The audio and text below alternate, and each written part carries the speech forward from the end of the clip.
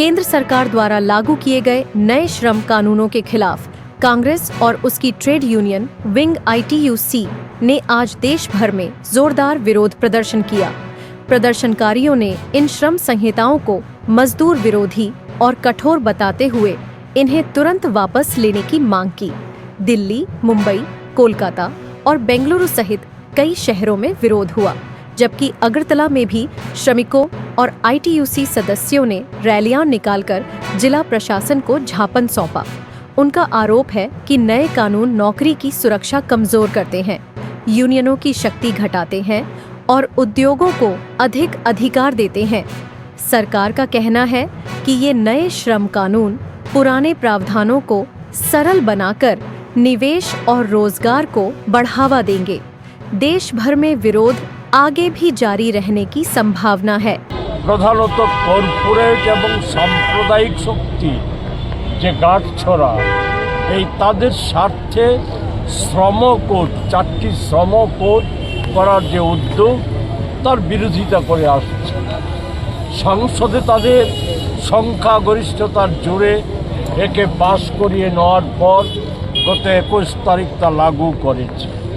এটা দেশের শ্রমজীবী 90% মানুষকেই এই আইনের আওতার বাইরে রেখে দিয়েছে।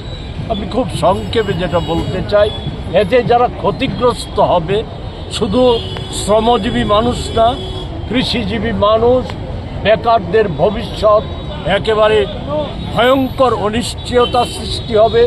প্রবীণদের ভবিষ্যৎ বলে কিছু থাকবে না।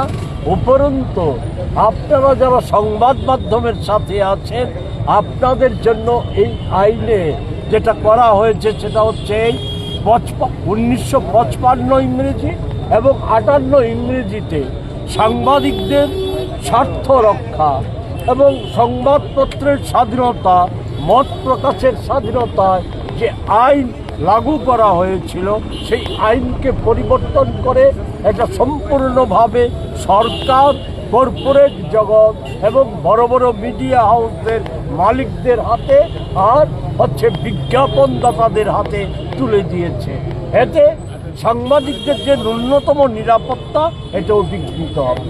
এটা প্রত্যাহারের দাবি সহ রাজ্যের শ্রমজীবী, কৃষিজীবী মানুষের স্বার্থে দ্রব্যমূল্য বৃদ্ধির বিরুদ্ধে 9 দফা দাবিতে আমাদের এই আজকে রাজ্য ভিত্তিক 8টা জেলা সদরে আমরা ডিএম অফিসের মাধ্যমে আমরা রাজ্যের মুখ্য সচিবের কাছে 9 দফা দাবিতে স্মারকলিপি পেশ করার উদ্দেশ্যে আমরা আজকে এখান থেকে মিছিল আমরা সংগঠিত করছি। এখান থেকে আমরা ডিএম অফিসে যাব, সেখানে আমাদের এক প্রতিনিধি দল সেই দাবি সনদ তুলে দেবে।